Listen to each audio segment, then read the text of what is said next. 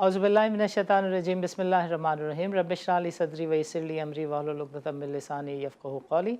Nazin, this is Sani Khan and you're watching new episode of Inside Financial Markets. Nazin, what is going to happen on the front of Pakistan Stock Exchange is this, that on May 2nd and 3rd, we are going to see an IPO from none else than the TPL REITs.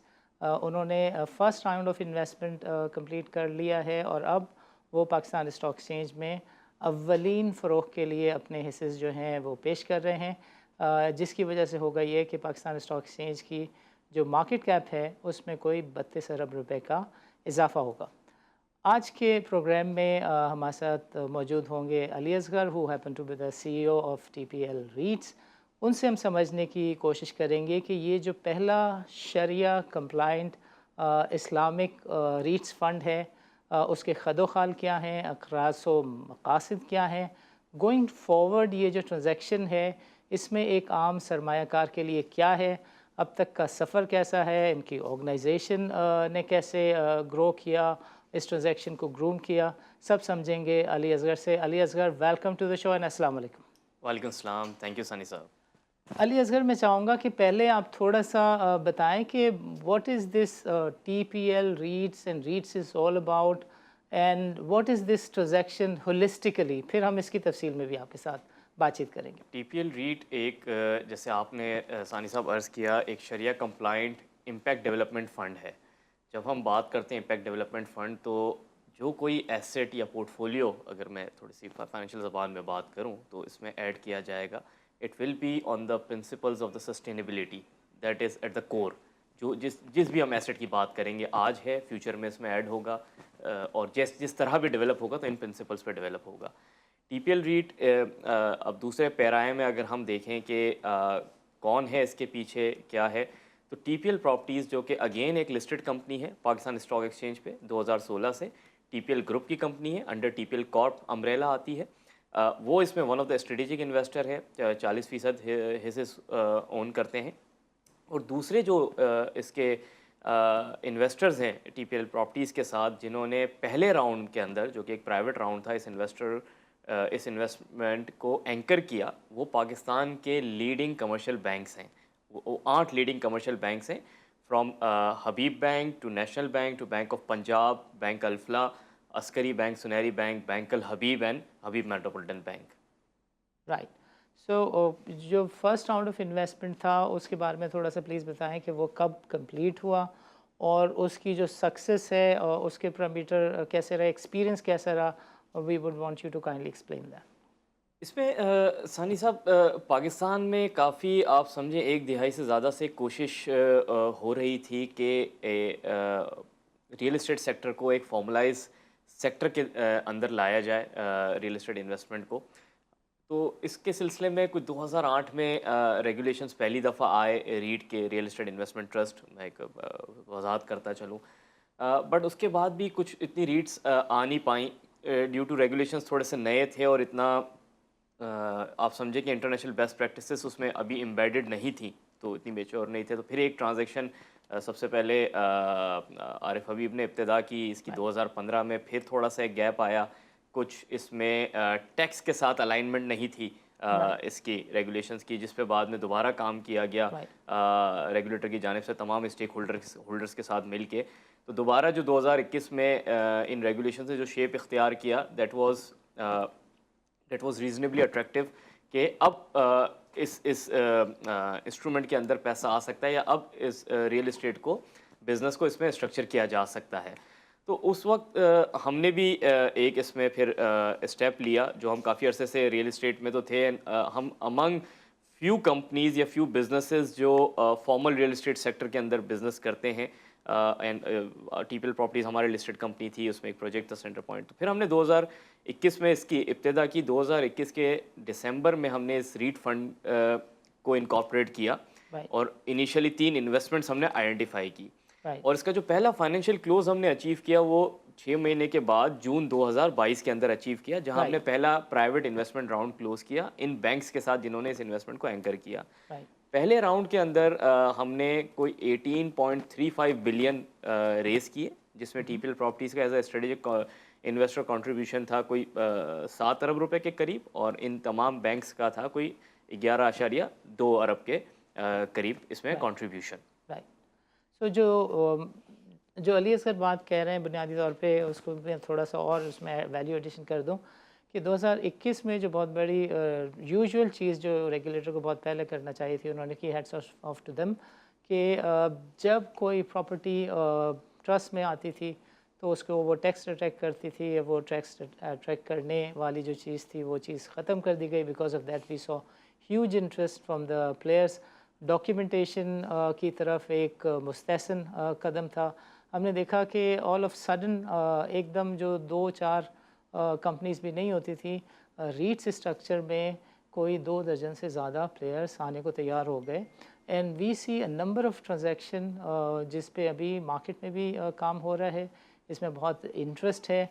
और एक market में hair से भी है कि जिस तरह की सिचुएशन इस वक्त है और जिस तरह की सूरत हाल में गवर्नमेंट को इस साल का बजट देना है, गवर्नमेंट को सोचना पड़ेगा कि वो रीट्स रिलेटेड कोई एमनेस्टी स्कीम दे, और इसके ऊपर किसी हद तक हमारी सोर्सेस कहती हैं कि काम भी हो रहा है। इफ़ दैट हैपन्स तो रियल इस्टेट सेक्टर में हम कह सकते हैं कि 2021 जैसा बूम जो है एक दफ़ा फिर से वन कैन एक्सपेक्ट। ये फरमाइएगा अली असगर कि ये जो सरमाया आप रेस करने जा रहे हैं, इसमें से कितना कितना सरमाया कब कब कहाँ कहाँ इस्तेमाल होगा, और ये भी थोड़ी सी वजाहत करें कि जो इस वक्त इसमें 8 यूनिट होल्डर्स हैं, 90 आप ख़ुद हैं, तो ये आप कुछ रकम अपने पास भी ले जाएंगे और प्रोजेक्ट में कितनी लगाएंगे और कब कब लगाएंगे, ये प्लीज़ हमारे नाज़रीन को बताएं। अच्छा, इसमें इसमें बहुत बहुत अच्छा सानी साहब सवाल है। इसमें मुझे थोड़ा सा, मैं आपसे कहूँगा कि मुझे वक्त दीजिएगा, कोशिश करूँगा दरिया को कूज़े में बंद करने की। देखिए, इसमें जो थोड़ा सा इस वापस से एक स्टेप पीछे लेके मैं चलता हूँ कि हमने 18.35 बिलियन रेज़ किया, ठीक है, स्ट्रेटजिक और इनसे मिलके, और 18.35 बिलियन इस फंड में आया, जिससे हमने 3 प्रोजेक्ट्स आइडेंटिफाई किए। एक है वन होशेंग, दूसरा है मैंग्रोव्स, तीसरा है आपका टेक्नोलॉजी पार्क। यहाँ थोड़ा सा बताते जाएं, when you say one Hoshang it is residential. So one Hoshang की जब हम बात करते हैं तो ये एक प्रीमियम रेजिडेंशियल अपार्टमेंट प्रोजेक्ट है with small portion dedicated towards retail at the ground level, and then it's going above ground plus 37 और जो अपार्टमेंट्स हैं, and with all amenities and parking embedded into this particular project.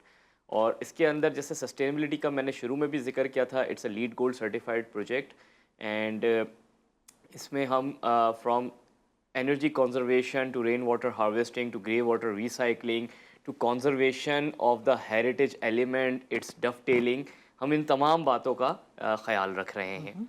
एक ये चीज़ हो गई। तो इसके अंदर आप समझे कोई फ्रॉम 18.35 कोई अराउंड, मैं एक मोटी बात कर रहा हूँ कि जी 3 अरब रुपए का सरमाया इसकी तरफ डेडिकेट हो गया। फिर हम आते हैं दूसरे प्रोजेक्ट पे, जो कि जिसका नाम हमने दिया मैंग्रोव्स। मैंग्रोव्स इज़ अ 40 एकड़ सस्टेनेबल मास्टर प्लान कम्युनिटी। इस तरह की चीज़ एक सिटी सेंटर के अंदर, कराची के अंदर हम समझते हैं मिसिंग है। कम्युनिटीज़ तो हमारे पास काफ़ी हैं, आउटस्कर्ट्स पे भी हैं, बट कराची के अंदर इतनी बड़ी जगह, ये कोई तकरीबन आप समझें कि इस प्रोजेक्ट का ऑब्जेक्टिव क्या है कि एक गेटेड कम्युनिटी ऐसी बनाई जाए जहां लोगों को या तो ज़ीरो ट्रैवल करना पड़े अपने काम के लिए, या कम से कम करना पड़े। तो अल्टीमेटली ये नेट कार्बन इम्पैक्ट को हमें रिड्यूस करना है। If we are not able to do achieve the net zero, then at least we'll be reducing it to the considerable level. तो इसमें हर चीज़ आपको इस गेटेड कम्युनिटी के अंदर मिल जाए, be it commercial space is there, residential space is there, amenities is there, and उसके साथ ही हम education facilities will be there. और उसके साथ का जितना एरिया है कि जो एक ब्यूटिफुली मैंग्रोव्स है उसको हम कंजर्व कर रहे हैं थ्रू एक CSR एक्टिविटी के, हम बायोडाइवर्सिटी पार्क हमने डेवलप कर दिया। अच्छा, ये जो प्रोजेक्ट है, जब 40 एकड़ की मैं बात करता हूँ, तो अगर मेरे पूरे फंड का इस वक्त के आइडेंटिफाइड 3 प्रोजेक्ट्स का डेवलपमेंट पोटेंशियल है 13 मिलियन स्क्वायर फीट, तो उसमें इस अकेले का कंट्रीब्यूशन है 12 million square feet. So that's holding a heavy weightage. Then फिर इसके अंदर रेजी का वेटेज सबसे ज़्यादा है, और ये रेजी टारगेट हो रहा है होशंग, जैसे हमने कहा ना, एक सुपर प्राइम एक सेगमेंट को टारगेट कर रहा है। बट ये जो अपार्टमेंट्स हैं, ये जो 12 मिलियन स्क्वायर फीट है, जिसमें कोई 3000 के करीब अपार्टमेंट्स होंगे, ये आपकी जो आज रेजिडेंशियल का या रिहाइश का एक मसला है, या जो एक गैप है, उसको एड्रेस करने में बहुत बड़ी मदद मिलेगी कराची को, इस particular segment of the society को, जहां मिड एंड पे बेस्ट इन क्लास प्रोफेशनल्स को जो हमारी टारगेट मार्केट होगी, जिनकी हम ये हाउसिंग नीड को एड्रेस करेंगे। इसके अंदर सानी साहब, जो मेजॉरिटी जो पैसा गया है, तो तकरीबन कोई मैं मोटी बात करूं, कोई 10 से 11 अरब रुपए इस प्रोजेक्ट की तरफ डेडिकेट हुए, इंक्लूडिंग लैंड एक्विजिशन और जो इसमें डेवलपमेंट होगी। फिर वो कैसे होगी, हम उसको सेकंड में एड्रेस करते हैं, इसके रिस्क मैनेजमेंट और कैसे डेवलपमेंट को एड्रेस करेंगे। तीसरा जो है वो एक ज़मीन है, अगेन आप केपीटी इंटरचेंज के साथ ही कोई less than a minute drive, Korangi के एरिया में इंडस्ट्रियल पार्क है, जिसको हम टेक पार्क कहते हैं। टीपीएल टेक्नोलॉजी जोन हमने उसको नाम दिया उस प्रोजेक्ट को। ये कोई 2.5 एकड़ की ज़मीन है और उसमें कोई तकरीबन 6 लाख स्क्वायर फीट का बिल्टअप पोटेंशियल है। 3 इंटरकनेक्टेड टावर हम कर रहे हैं। ये अगेन बिसाइड्स, देखिए कमर्शियल ऑब्जेक्टिव्स तो हैं, ये क्या चीज़ एड्रेस करने में मदद देगी सोसाइटी को, अगेन सस्टेनेबिलिटी के प्रिंसिपल्स पे डिज़ाइन हुआ है। ये एक इकोसिस्टम बिल्ड करने में मदद करेगी for a tech industry, for any business who has an tech DNA in it. तो उसके लिए ये कंड्यूसिव इकोसिस्टम एनवायरनमेंट होगा, and ultimately it will definitely contribute in boosting our IT export. इसमें कितनी अमाउंट आप इसमें कोई तकरीबन आप समझे कि कोई 2.5 से 3 अरब इसमें भी गया है। ओवरऑल ये आखिरी नुकता ये बता दें before we go to the break, जो आप एग्जिस्टिंग यूनिट होल्डर्स हैं वो कितना कुछ पैसा वापस ले जा रहे हैं? अच्छा, ये इस जो हम कर रहे हैं ना, कि एक अब सवाल आता है, इसी देखें इसको मैं इस तरह एड्रेस करूँगा, वाई लिस्टिंग एंड क्यों हम ऑफर फॉर सेल कर रहे हैं। तो अब बातचीत का सिलसिला यहीं से नाज़रीन जारी करेंगे, but right after a short break. Let's meet after short break.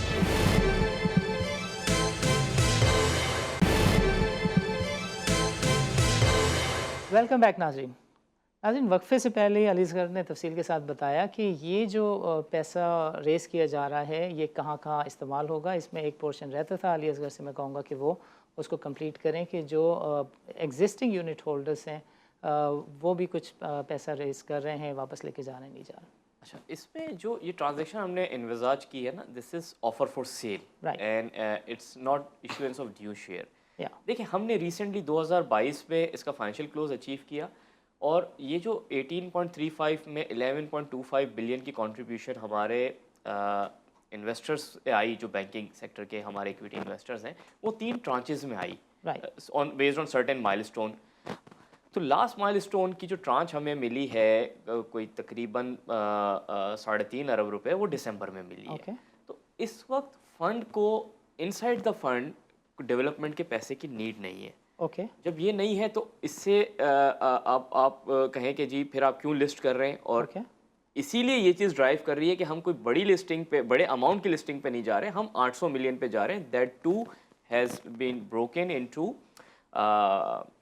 Base offer of 400 million and green shoe offer of 396 million, 397 million to be exact. तो 800 मिलियन का मोटी अगर हम बात करें तो 400 प्लस 400 एट मैक्स। अच्छा, ये हम कर रहे हैं ऑफर फॉर सेल के थ्रू। तो इसमें हो क्या रहा है कि तमाम investor including TPL properties proportionately अपना पोर्शन ऑफर कर रहे हैं सेल करने के लिए। How much is that? अब ये है सर, अगर चार्ज बेस ऑफर पे बात करें तो 1.25% है फंड साइज का, जो आज 32 अरब का फंड है। ठीक है। और अगर ग्रीन शू सब्सक्राइब होता है तो कोई 2.5% है ओवरऑल साइज का। सो अली असगर, नाजरीन के लिए मैं आपसे ये सवाल कर रहा हूँ कि जो 32 अरब का आज साइज़ है, दैट मीन्स जो आपकी ज़मीन है और जो उसके ऊपर कंस्ट्रक्शन वगैरह की कॉस्ट है, वो एंटिसिपेट आप आज कर रहे हैं कि वो 32 अरब के आसपास? नहीं सानी साहब, हम इसको आज एंटिसिपेट नहीं करेंगे। ये जो आज की वैल्यू है, जो ज़मीन की वैल्यू है, जो उस पर डेवलपमेंट हो गई, जो उस पर अप्रूवल्स हो गई, जो मास्टर प्लानिंग हो गई, उसकी वैल्यू है। जितनी आगे अब कंस्ट्रक्शन डेवलपमेंट होगी, वो इसमें एड ऑन होगी वैल्यू। अच्छा, एक मैं थोड़ी सी सिर्फ वजाहत इतनी करता चलूँ कि अब जब हम ये छोटा ऑफर फॉर सेल कर रहे हैं, तो बट फंड पूरा लिस्ट हो रहा है। या और चूंकि इन्वेस्टर स्ट्रेटेजिक इन्वेस्टर के अलावा जो इन्वेस्टर है वो कोई 61% होल्ड करते हैं तो 61% फ्री फ्लोट होगा। राइट दूसरा, इतनी छोटी लिस्टिंग का मकसद ये है कि एक लेवल की ट्रांसपेरेंसी इसमें ऐड करना और इसके बाद इसको एलिजिबल कर देना कि ये डाइवर्सिफाई हो सके इन्वेस्टमेंट, बिकॉज लिस्टिंग के बाद एलिजिबिलिटी आ जाती है, आपके रिटायरमेंट फंड इन्वेस्ट कर सकते हैं, म्यूचुअल फंड इन्वेस्ट कर सकते हैं, इंश्योरेंस कंपनी कर सकती बिल्कुल है। और सबसे बड़ा पॉइंट ये जिसकी वजह से हम ये स्टेप लेके जा रहे हैं कि आपके फॉरेन इन्वेस्टर्स आ सकते हैं, फॉरेन इंस्टीट्यूशनल इन्वेस्टर आ सकते हैं, जिनका एक मेजर क्राइटेरिया होता है कि they want a listed instrument to invest their money. बिल्कुल ठीक है, इट रियली मेक सेंस। अब ज़रा फॉरेन इन्वेस्टमेंट और फॉरेन पार्टिसिपेशन के कॉन्टेक्स्ट में एक दो चीज़ों को आप अगर क्लैरिफाई कर देंगे तो नाज़रीन के लिए बड़ा अच्छा रहेगा कि जो आपका साइज़ है प्रोजेक्ट का, ट्रांजैक्शन का, और जो इसका स्ट्रक्चर है, इसमें कितने परसेंट रेंटल रीट है, कितने परसेंट डेवलपमेंट रीट है, और फिर साथ साथ मैं चाहूँगा कि आप ज़रूर बताएं नाज़रीन को कि ये जो सरमाया और उसकी मैनेजमेंट है ये बिल्कुल एक अलग साइंस है, जो कंस्ट्रक्शन है ये एक अलग साइंस है, प्रॉपर्टी मैनेजमेंट एक अलग साइंस है, हाइब्रिड स्ट्रक्चर में आप जा रहे हैं। How do you meet all these challenges? ज़रा अपने ऑर्गेनाइजेशन के स्ट्रक्चर के बारे में बताएं विथ अ फोकस ऑन कि डेवलपमेंट कितना है और रेंटल रेट कितना है। पहले मैं आपका डेवलपमेंट और रेंटल का सवाल आंसर करता हूँ, मैं इसको 3 हिस्सों में आंसर करूँगा सानी साहब, फिर हम बात कर लेते हैं कि हमारे रीट स्ट्रक्चर में क्या खूबी है और हम इसको किस तरह अप्रोच कर रहे हैं। देखें, पहली जो बात हो गई कि ये हाइब्रिड रीट है, इसमें डेवलपमेंट और उसका कितना पोर्शन है। डे वन पे इसमें तमाम एसेट्स आज डेवलपमेंट फेज़ के अंदर हैं, बीट वन होशंग, बीट मैंग्रोव, बीट टेक्नोलॉजी पार्क। अब आ जाते हैं स्पेसिफिकली टेक्नोलॉजी पार्क में। लेट्स से मैं 6 लाख स्क्वायर फीट डेवलप कर रहा हूँ, जिसमें से कोई 3 लाख स्क्वायर फीट सेलेबल है, तो उसमें कोई हम तकरीबन आधा 50-60% हम सेल करेंगे और 30 to 40% रिटेन करेंगे एज अ यील्डिंग एसेट। तो वो फ्यूचर में, एक फोर्सिबल फ्यूचर में रेंटल इनकम कंट्रीब्यूट करेगा। इसी तरह उसमें अगर एक होटल है 40 की का बिजनेस होटल, वो एक यील्डिंग एसेट के तौर पे होगा और उसकी इनकम आती रहेगी। इसी तरह मैंग्रोव प्रोजेक्ट में जो कमर्शियल ऑफिस पार्ट है उसके अंदर से भी कुछ पोर्शन रिटेन किया जाएगा एज अ यील्डिंग एसेट। तो अगर ओवरऑल बात की जाए कि जी इस 13 मिलियन स्क्वायर फीट में से, तो मैं अगर बहुत मोटी आपसे बात करूं तो मिलियन से 1.5 मिलियन स्क्वायर फीट ऐसा होगा कि जो यील्डिंग बेस के ऊपर रिटेन किया जाएगा, जिससे रेंटल इनकम आती रहेगी। बाकी जो पोर्शन है वो पूरा डेवलपमेंट है जो एक ऑफ प्लान सेल पे बेचा जाएगा। We can say 5%, you can say 5 to 10%, 5 to 10%। बिल्कुल बिल्कुल ठीक हो गया। और फिर ये आज इन 3 प्रोजेक्ट्स की बात हो रही है। फंड परपेचुअल है, राइट इशू करके फंड जितने चाहे वो इतनी इन्वेस्टमेंट्स ऐड कर सकता है फ्यूचर में। वो जो मिक्स आएगा, डेफिनेटली एक इन्वेस्टमेंट पॉलिसी हमने अपने ऑफरिंग डॉक्यूमेंट के अंदर दी हुई है, जो उसमें क्राइटेरिया पे क्वालिफाई होगी चीज़, तो वो आती जाएगी। उसमें डेफिनेटली ये मिक्स चेंज हो सकता है रेंटल एंड डेवलपमेंट का। ये हो गया सर पहले सवाल का जवाब। दूसरा, देखिए रीट स्ट्रक्चर की एक खूबी ये है, पूरी दुनिया में, पाकिस्तान में भी उसी लाइंस पे डिज़ाइन हुआ है, रेगुलेशंस एंड सब चीज़ें, कि ये कॉन्फ्लिक्ट ऑफ इंटरेस्ट को नलीफाई करता है। तो इससे मेरी मुराद क्या है कि देखें, एक फ़ंड है इंडिपेंडेंटली ट्रस्ट, उस ट्रस्ट को ट्रस्टी ओन करता है, जितना एसेट बेस है एसपीवी की शेप में हो या डायरेक्ट प्रॉपर्टी की शेप में हो, ऑन बिहाफ ऑफ इन्वेस्टर और in the beneficial for the beneficial interest of the investor. तो ये चीज़ ओनरशिप एक जगह पार्क हो गई। फिर आप इसको मैनेज एक इंडिपेंडेंट लाइसेंस फर्म करती है, जो टीपीएल आरएमसी है, जो इस केस के अंदर हम हैं, टीपीएल आरएमसी। तो हमारा कोई कॉन्फ्लिक्ट नहीं है इन्वेस्टमेंट के साथ। We are an independent SCCP license firm जो इसको प्रोफेशनली मैनेज कर रहे हैं। अब उस प्रोफेशनली मैनेज करने में भी जो मोटे मोटे कंपोनेंट्स हैं, उनको उन्होंने डिफरेंट लाइसेंस्ड पार्टीज़ में डिवाइड किया है। सबसे की कंपोनेंट, अगर डेवलपमेंट फेज़ है तो डेवलपमेंट एडवाइज़र होगा, और रेंटल रीट है तो प्रॉपर्टी मैनेजर होगा। अब डेवलपमेंट एडवाइज़र इन्होंने again with certain qualification and licenses अलग कर दिया। वो अपॉइंट टीपीएल आरएमसी करेगी, बट वो एक अलग एंटिटी है, उसकी पूरी टीम है, प्रोफेशनल इंजीनियरिंग टीम है, और वो एक कॉन्ट्रेक्चुअल दोनों के बीच में एक रिलेशनशिप है कि जी कैसे ये डेवलप होगा, मैनेज होगा और सेल होगा। फिर हर रिपोर्टिंग पीरियड के ऊपर जब आरएमसी ने रिपोर्ट करना है अपने फाइनेंशियल्स को, जिसमें की कंपोनेंट इन एसेट्स की वैल्यूएशन है, तो एक third party independent licensed valuer approved by Pakistan banking association PP approved valuer उसको वैल्यू करके रिपोर्ट देगा, जो पार्ट बनेगी इस पूरी फाइनेंशियल रिपोर्टिंग पैक का। फिर जी एक रेटिंग एजेंसी इसको रेट करेगी for the credit worthiness, for the project grading. वो अगेन एक इंडिपेंडेंट लाइसेंस पार्टी है। तो जब ये प्रॉपर सेग्रीगेशन ऑफ ड्यूटीज इसमें हुई भी है तो एक होता है ना कि नथिंग कैन गो रॉन्ग, और there is ample transparency and segregation of duty, who will do what, and experts are doing their job into their categories. फिर एक इसमें बहुत अच्छा एम्बेडेड मैकेनिज्म है। एक देखिए रियल एस्टेट के साथ एक रिस्क क्या एसोसिएट होता है कि जी पैसे ले लिए डेवलपर ने, अब वो डेवलप होगा या नहीं होगा, एक रिस्क हमेशा लूम करता रहता है। तो एंड यूज़र के जहन में एक ये स्ट्रेस रहता है। इसमें अगर हमने टीपीएल आरएमसी ने पैसे रेस किए, सानी साहब ने अपार्टमेंट बुक किया, वो पैसे आए रीट के अंदर, तो उसका गार्डियन और कस्टोडियन ट्रस्टी है। राइट। अब टीपीएल आरएमसी ने जितना स्पेंड करना है उस पैसे में से वो डेवलपमेंट पे ही स्पेंड हो सकता है, क्योंकि वो अप्रूव होता है रीट अकाउंटेंट से, payment before we write any cheque, and trustee से। इन दोनों से अप्रूव होता है तो वो चेक मतलब पेमेंट हो सकती है। And REIT accountant is a separate entity. REIT accountant is again a QCR rated chartered accountant firm, Right. independent, to be appointed by trustee, no role with TPL RMC. Right. Right. ठीक है ना। तो ये एक again दो shields आ गए। तो इसको इन generally in summary escrow mechanism कहते हैं। तो ये नहीं हो सकता कि मैं अपनी विम्स एंड विशेस के ऊपर एज अ डेवलपर या एज अ आरएमसी में पैसे उठा के कहीं और खर्च कर दूं, कोई दूसरा प्रोजेक्ट में लगा दूं, कोई तीसरा काम कर लूं, ये नहीं हो सकता। और ओवरऑल इस पूरी चीज़ को जो बाइंड करता है डॉक्यूमेंट, ट्रस्ट डीड और information memoranda, which is a Bible of this structure. ये हो गई सर एक बात। लास्ट हम इसको इस पूरे चीज़ को हम कैसे एड्रेस कर रहे हैं।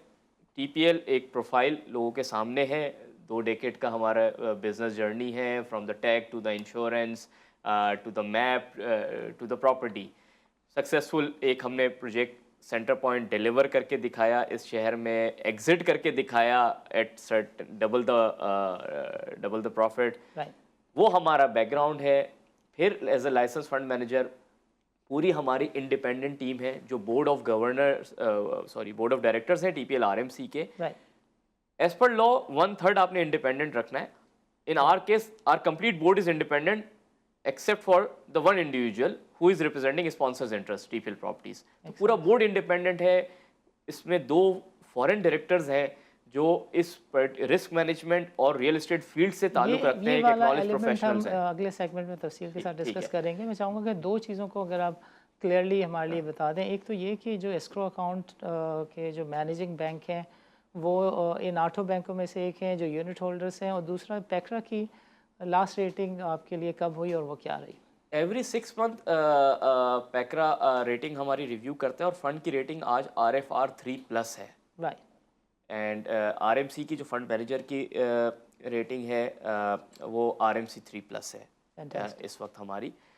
एवरी 6 मंथ्स ये रिव्यू होती है। और एस्क्रो में जो मतलब अकाउंट्स हैं इन फंड के, कोई रिक्वायरमेंट नहीं है कि इन्हीं 8 में से हो, बट यूजली वो इन्हीं में से हैं। Likes of bank Alfalah, Habib bank and bank Al Habib, these are our major bankers. आपसे बातचीत का सिलसिला यहीं से शुरू करेंगे, but right after a short break. नाज़रीन, let's meet after short break.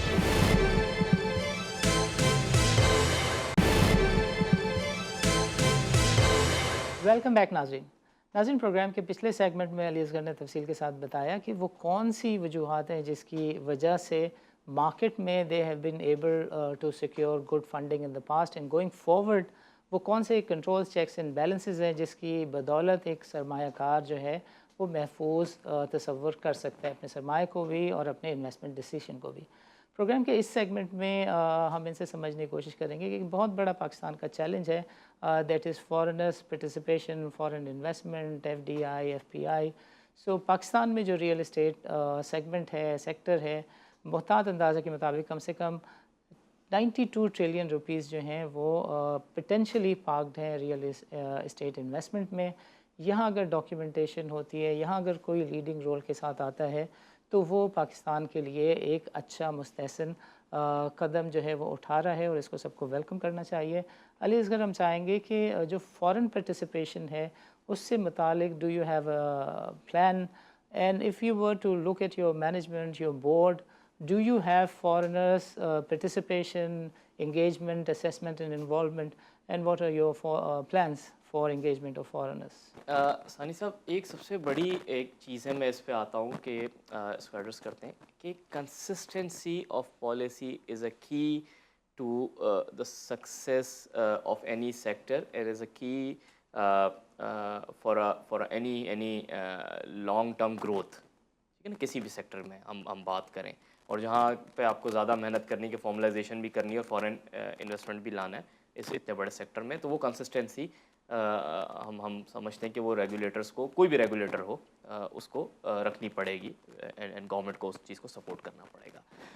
अब फॉरेन इन्वेस्टमेंट को लाने के लिए देखें, आपकी गवर्नेंस, आपका स्ट्रक्चर ठीक हो और आपकी ट्रांसपेरेंसी हो.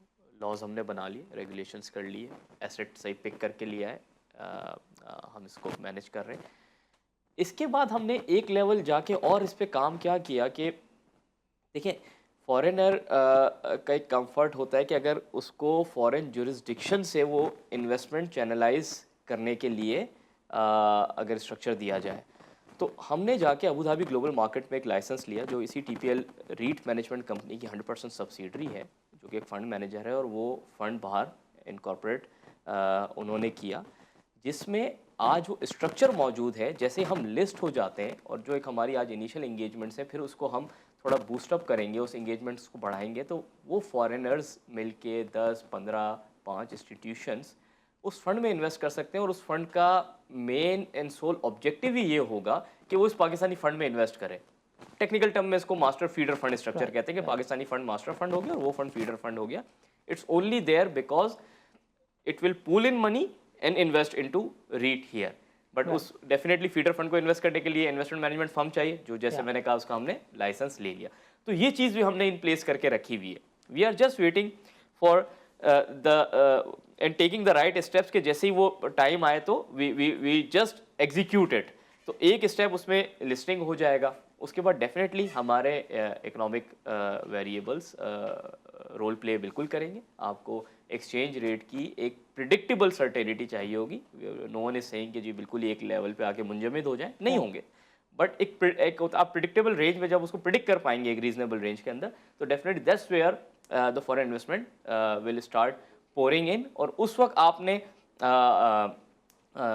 आप अगर रेडी हैं स्ट्रक्चर वाइज, एसेट वाइज, अपने इन्वेस्टमेंट प्रोपोजिशन वाइज, तो definitely you will be one of the key consideration for them, जैसे ही वो यहाँ आएंगे, और उस पर हम डेफिनेटली काम कर रहे हैं. What is your board composition? Do you have अच्छा, अब foreigners? जब बोर्ड कॉम्पोजिशन की बात करते हैं, out of 7 directors 6 are independent and professionals. Out of those 6, 2 are foreign directors. One is mister Abdul Wahab Al Halabi, he is ex-CIO Miras Investments, CEO Dubai Properties, and currently is managing as a MD at Embassy Capital, managing funds of Fardan Al Fardan family. So quite big. We have another director, Ms. Vanessa Fisk. She is risk management specialist, and in her last assignment, she was Chief Operating Officer, Standard Chartered Global. And now, post her retirement, she is serving on the various boards of the various banks at GCC. We have directors like Mr. Adnan Afaq. No, he doesn't need introduction as far as Pakistan is concerned. He was ex-MD Pakistan Credit Rating Agency, and acknowledged professional in corporate finance and investment banking industry. तो इस तरह का composition है. फिर investment committee जो हमारी है with in the board, again उसमें कोई स्पॉन्सर रिप्रेजेंटेशन नहीं है. It's all comprised of independent directors. तो वो फैसला करते हैं कि कौन सा एसेट एक्वायर करना है, कौन सा सेल करना है, कौन सा नर्चर करना है, कहाँ हमने अपनी इन्वेस्टमेंट स्ट्रेटजी को अलाइन करना है, चेंज करना है. अली असगर, चूँकि वक्त प्रोग्राम का ख़त्म हुआ चाहते हैं, हम चाहेंगे कि आप नाजरीन को हमारे प्लेटफॉर्म से अगर कोई मैसेज देना चाहें तो प्लेटफॉर्म हाजिर है. वी वुड वांट स्पेसिफिकली कि आप बताएं कि जो यूनिट की प्राइस है ऑफ़र कर रहे हैं वो क्या है, ट्रांजेक्शन का टोटल साइज़ क्या है, डेट्स क्या है, and how do I feel secure in short and medium long term perspective when I do decide as to whether I need to invest or not. तो ट्रांजैक्शन साइज आज 800 million है, divide into 44 million units, 17 रुपये 59 पैसे इसकी per unit price है, जो कि इसकी लास्ट सर्टिफाइड नैव है। हमने इसमें कोई प्रीमियम ऐड नहीं किया कि प्रीमियम टू नैव हम इसको लेके आ रहे हैं, हम इसको नैव के ऊपर लेके आ रहे हैं। नैव एक थर्ड पार्टी वैल्यूएशन से सर्टिफाइड है, रिपोर्टेड है, ऑडिटेड है। लॉन्ग टर्म व्यू में रियल एस्टेट प्ले के अंदर रीट एक ऐसा इंस्ट्रूमेंट है जो पूरी दुनिया में आज 6 डेकेड से एक कामयाबी के साथ चल रहा है कि अगर आपने रियल एस्टेट में फ्लेवर लेना है इन्वेस्टमेंट का, from 5,000 rupees to a multi billion rupee, so this is a tested vehicle all across the world.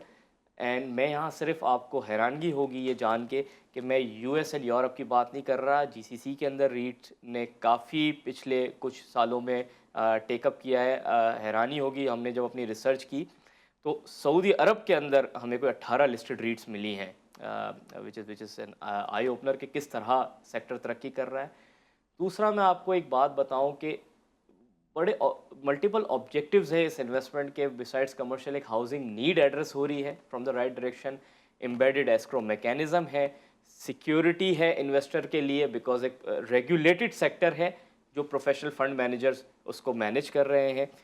Secondly REET का इंटरनेशनली में एक और पर्सपेक्टिव बताऊं कि रीट इंस्ट्रूमेंट ने, हमने एक रिसर्च की फ्रॉम द यूएस साइड, एक एन ए रीट, एक नए रीट करके प्लेटफॉर्म है, उसने ये साबित किया कि before any recession private real estate boom कर रहा होता है, but every time post recession REIT beats the return of any investment class and it has become the safest investment class for as far as the real estate is concerned, globally how about as well. Rental REIT से comparison 22% के interest rate से comparison?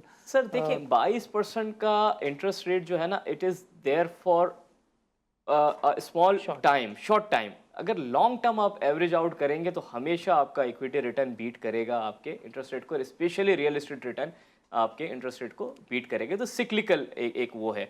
दूसरा सिर्फ मैं एक economic perspective देता जाऊं। आज एक बहुत अच्छी रिसर्च मुझे एक बहुत अच्छे रिसर्च एनालिस्ट ने मुझे दी, मैं उनको बड़ा शुक्रगुजार हूँ कि पाकिस्तान का एरिया जो है ओवरऑल दुनिया के एरिया का 0.6% है, बट हमारी आबादी दुनिया की आबादी की अराउंड 2.7 to 3% है। So that's where the potential lies. Every year we are adding 5.5 million individuals जिनकी हाउसिंग नीड है। तो ये मैं एक सेक्टर का पर्सपेक्टिव देना आपको चाह रहा हूँ कि that's where the growth lies. The double digit growth. Understood. Ali Asghar, आपका प्रोग्राम के लिए वक्त निकालने का बहुत बहुत शुक्रिया। नाज़रीन, आज के प्रोग्राम में शरीक गुफ्तगू रहे अली असगर, जो कि सारे मामला देखते हैं TPL रीट्स के, रीट्स इंडस्ट्री के ये एक्सपर्ट हैं। ये जो ट्रांजैक्शन 2 मई और 3 मई को होने जा रही है, we tried covering this transaction. हमने जो इसके खदोखाल को देखा वो ये है कि कोई 8-8.5% के आसपास 32 बिलियन के साइज़ की ये ट्रांजैक्शन है, जो एक आम सरमायाकार है। इसमें इसके लिए लॉन्ग टर्म में अच्छे प्रॉस्पेक्ट्स हैं, सेफ्टी एंड सिक्योरिटी है। When you talk about the long term growth perspective, जो रियल एस्टेट सेगमेंट है उसने हमेशा बाकी अदर एसेट क्लासेस को बीट किया है। और रियल एस्टेट सेगमेंट सेक्टर के लिए पाकिस्तान में एक और बात भी मशहूर है कि जो प्रॉपर्टी का पैसा है वो कहीं जाता नहीं है, वो कभी कम नहीं होता, चाहे उसके ग्रोथ ट्रेजेक्ट्री इनिशियली शुरू हो, मिड टर्म में कम हो, पर लॉन्ग टर्म में ये एसेट क्लास सारे एसेट क्लासेस को बीट करती है।